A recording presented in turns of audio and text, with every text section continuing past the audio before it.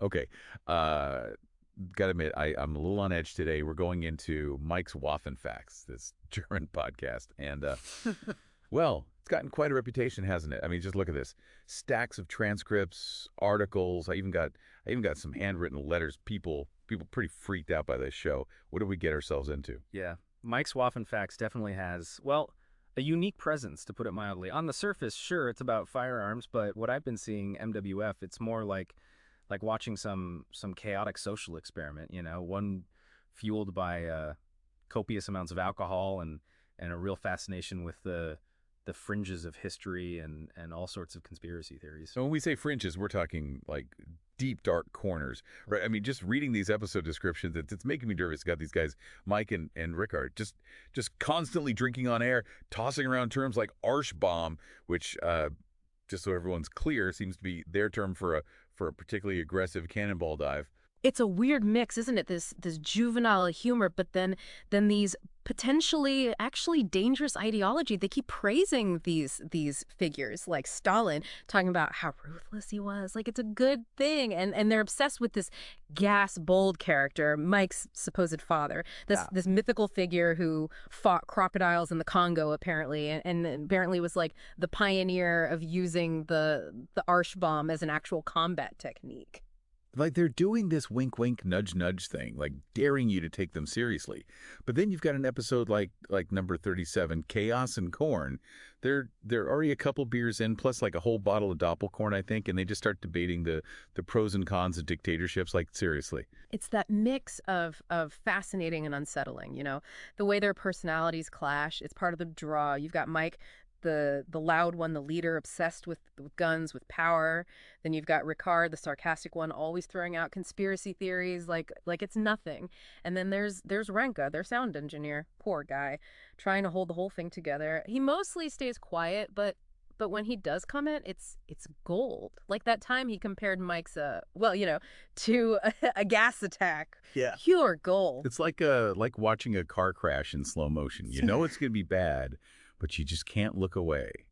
And then looming over everything, you've got this mysterious figure, Shorten, their sponsor, provides them with everything, rare firearms, top shelf booze, you name it. We never actually meet him, but he adds this layer of, I don't know, intrigue, like they're connected to something much darker than just a podcast. Shorten, he's this shadowy power, right? Yeah. Enabling their whole descent into chaos. It's like a reminder that even the craziest ideas, they can find support, resources, from the most unexpected places. So episode 155, this is where things take a turn for the even weirder. We get this story about Congo Miller, this supposed jungle hero, fought crocodiles with a knife and a bottle of schnapps. Mike's presenting it like it's historical fact, claims his dad, gas bold, saw it all firsthand. It's such a great example of their whole blurry reality thing. They take actual history, real details, and weave in these completely outlandish stories. It's hard to separate fact from fiction. You're left wondering, what do these guys actually believe? Or is it all just a performance? And then, episode 187, the cracks start to show. No topic really, just pure tension, years of resentment just bubbling to the surface. They get in this heated argument about some past event, each blaming the other, old wounds. Almost as if like being exposed to so much violence, even just through their discussions, it's seeped into their own relationship. They're desensitized to it, can't resolve conflict in a healthy way. And the episode ends just abruptly, mid-argument. You're left wondering if they're even going to come back for another recording. But the surprise, episode 188, a deep dive into the FG-42, a German paratrooper rifle from World War II. It's almost jarring to hear them suddenly discuss something with such detail, such accuracy. They're talking about the design, its role in the war, even connecting it to Germany's whole obsession with wonder weapons. It's like they have these fleeting moments of lucidity where their actual interest in history shines through, but then just as quickly they're back to the jokes about booze and the power of the Arschbomb. It's those moments of clarity that make the descent even more unsettling. It's like they're aware of the dangers, but they choose to ignore them, embrace the chaos. Then, episode 200, a milestone, right? You'd think they'd celebrate. But barely a mention. Instead, Mike's showing off this new rifle, a Heckler & Koch G36. Another gift from their mysterious benefactor, Schwarten, of course. Even Ronka, who usually tries to stay out of it, he can't take it anymore, calls guns dangerous, pointless, which of course sets Mike and Rickard off. They mock him relentlessly for his pacifist views, especially when they find out he's a black metal drummer. They force him to play, then compare his drumming to like a jackhammer and an epileptic hamster. Yeah. Something. It's a power move, isn't it? Putting Ronka back in his place. They can't handle any viewpoint that challenges their whole glorification of violence. It's this need for control that's really starting to get unnerving. It's like they're building towards something, this crescendo of chaos aggression. I think we need to pause here, take a breath before we go into the later episodes. What they start to uncover, well, let's just say it gets a lot darker. So, back again. Deeper into Mike's Waffen facts, feeling like we're going deeper into some strange cave, and it's getting, well, kind of disturbing down here. Yeah, I'm still trying to process those last episodes. Yeah. It's wild, right? They go from these like moments of actual insight and then just straight into chaos and aggression back and forth. And it keeps getting, well, wilder as we go. Episode 312 takes us to the Schwarten bunker, which already that sounds kind of ominous, don't you think? Like their lair, right, where they can just do whatever they want, no rules. They start talking about the Gulaschkanone, which I guess I should explain it's a German field kitchen, basically. Mike gets like weirdly into the details about it, fuel efficiency, range, all that. You almost think maybe he's actually got this culinary interest, but then bam, Rickard throws in a conspiracy theory. Gotta have one, right? Oh, yeah. Claims the Gulaschkanone is actually a secret weapon. The government's using it for weather manipulation. Stew cannons controlling the weather. Sure. It's nuts. Yeah. But it also kind of shows how they see the world, right? Conspiracies everywhere. Don't trust the official story, any of it. And that distrust mixed with their love of weapons, it's a volatile combination.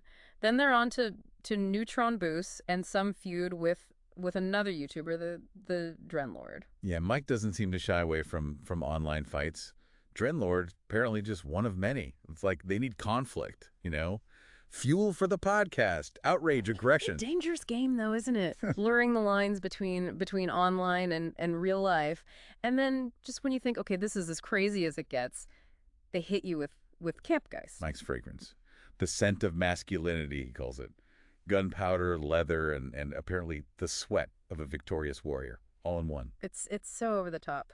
Gotta be satire, right? But even then, there's this underlying message, this glorification of violence, traditional masculinity, all that. It's hard to figure out, isn't it? They're making fun of it, but also kind of embracing it.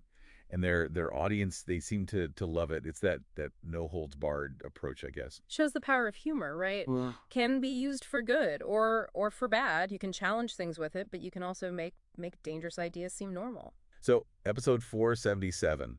We get a glimpse into, I guess, their creative process, or lack of one.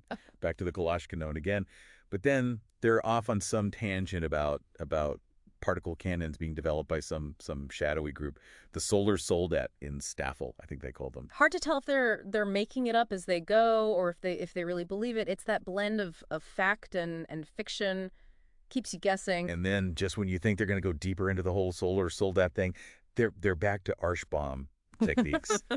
Like, seriously.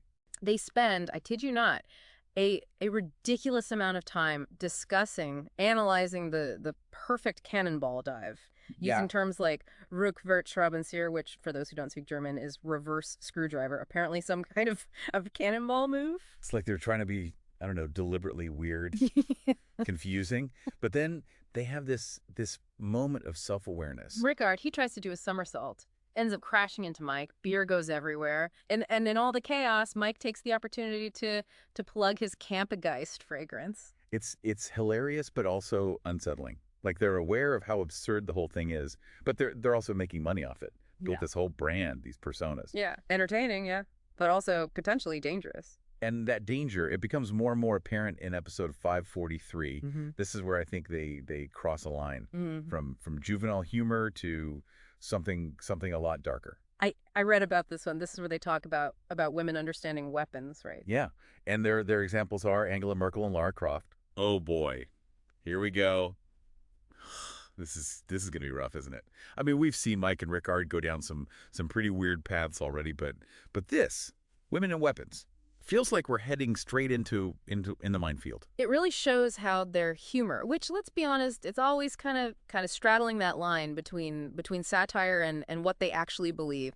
It can go to some pretty dark places. They start off complaining about the lack of quote unquote real women, saying society's gone soft. And then the question, can you name any women who understand weapons? Like, they're setting us up right, looking for a specific answer. And what do they come up with? Angela Merkel, because, she was in charge of the German military, and Lara Croft, the Tomb Raider. It's almost so ridiculous. It's hard to even be offended. Right. Like, they're seriously comparing a world leader to a video game character. Yeah.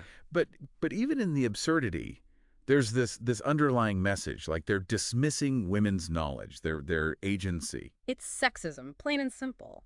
Dressed up as a joke, like women can only understand weapons in a superficial way, or in fiction. And it just keeps going. They start mocking Angela Merkel's appearance, Mm-hmm.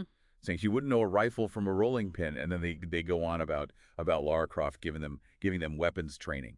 Yeah. It's a reminder, that even now these stereotypes, they're still out there. Mike and Ricard they're feeding into this whole cultural thing, this idea that masculinity equals violence, equals power. And they're doing it all with a laugh. Like, it's just a harmless fun, but their words matter. Yeah. Right? They're normalizing these harmful views for their audience. That's the sneaky thing about their humor, right? It lets them slip in these problematic statements, but it's all in the guise of entertainment. But their message is clear: women, don't take them seriously when it comes to warfare, to weapons. It's a scary thought, and it makes what happens in their last episode 605, even more disturbing. Episode 605, the one that left everyone, well, terrified. It starts off normal enough. Mike's reviewing these prototype weapons from a company called, get this, German Peace Works. The irony is, well, But then things start to go wrong. Right. You hear these weird noises in the background, like static electricity. Mike starts coughing, complaining about a chemical smell, says there's this sulfurous fog filling the room. You can hear the fear in his voice. Like something bad is coming. And then he screams, not like a pain scream, more like pure terror. Video cuts out for a sec. When it comes back, the whole room is trashed. The reports I read, they said it was like completely destroyed, like something exploded from the inside. Yeah. And in the middle of it all, there's this, it's hard to describe, this thing burned, twisted, barely even human-shaped. That's Mike. They never say it outright, but the image is, it's pretty clear. And then the camera, it's lying on its side now, but it starts moving like something's pulling it. This is where the creature shows up, right? The metal one everyone's been talking about. Yeah. The camera gets closer and closer to this huge metallic shape, glowing eyes. You can hear it breathing, have like a metal scraping on concrete. And then right as the camera gets to its feet, the creature, it turns its head, looks right into the lens, and then this roar, it's deafening. Wait, I hear something. Is that a buzzing? And a smell like ozone? What? I don't smell anything. Are you okay? I don't. The lights are flickering. I think we need to stop. This isn't right. Yeah, maybe we should. What was that? The equipment. It's sparking. We gotta get out of here. I can't.